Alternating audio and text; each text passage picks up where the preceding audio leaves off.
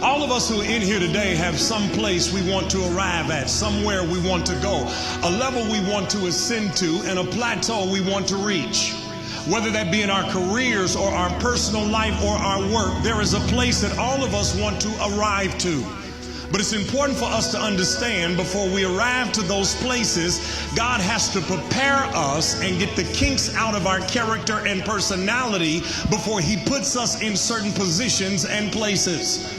God is more concerned about our development than He is our arrival time. And God could put us in certain places prematurely, but God knows if I put you in those places and positions prematurely, it will not be permanent, it will be temporary. And I know that all of us who are in here today, there's certain blessings, certain doors, certain opportunities we want God to open.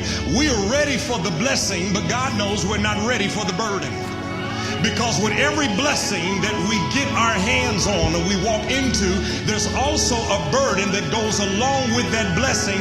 And God says, I'm going to put you there, but first I have to prepare you and get you ready for it.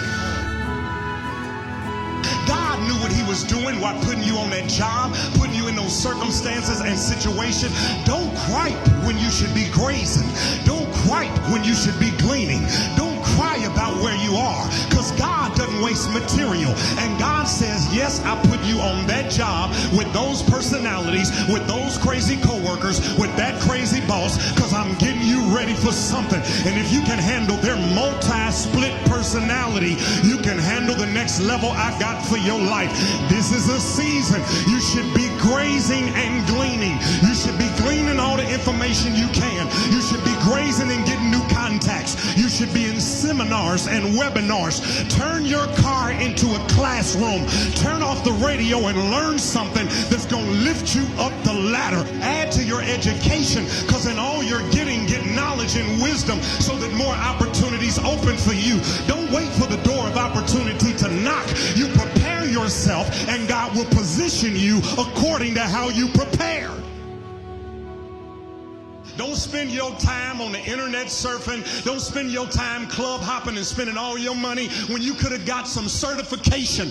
You could have got some training. You could have got a trade or a skill. Touch somebody and tell them skills pay the bills.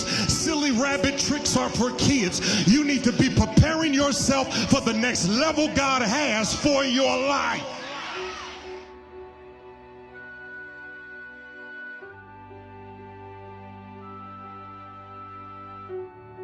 There's a man, absolutely amazing story, named Michael Atkins. Lives in Denver, Colorado. Michael Atkins moves from being a janitor to being a principal. Michael Atkins graduates from high school and he deals with discrimination and walls and doors and glass ceilings. He applies for a position as a teacher's assistant. They said, no, we ain't gonna give you that job. How about being a janitor? He took the job, even though he didn't like it, he accepted it. Took that job. While he took that job as janitor, he was going back to school. Graduates from college, becomes the assistant principal. Then he moves into the place as principal over the school. Watch this. He discovered that there was purpose even in his pain and that process.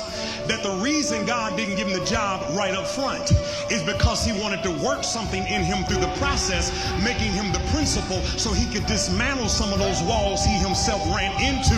Could it be God is up to something in your pain? Could it be God is up to something in your process? Because the more gory your story, the more glory God is going to get out of it. You ought to thank God for every shut door, every no, every letter of rejection, because it all works together for your good. God put David here. I'm going to make you a shepherd with sheep in the field. And David took the job serious. So seriously did he take the job that what he does in chapter 16 sets him up for what he's going to do in chapter 17.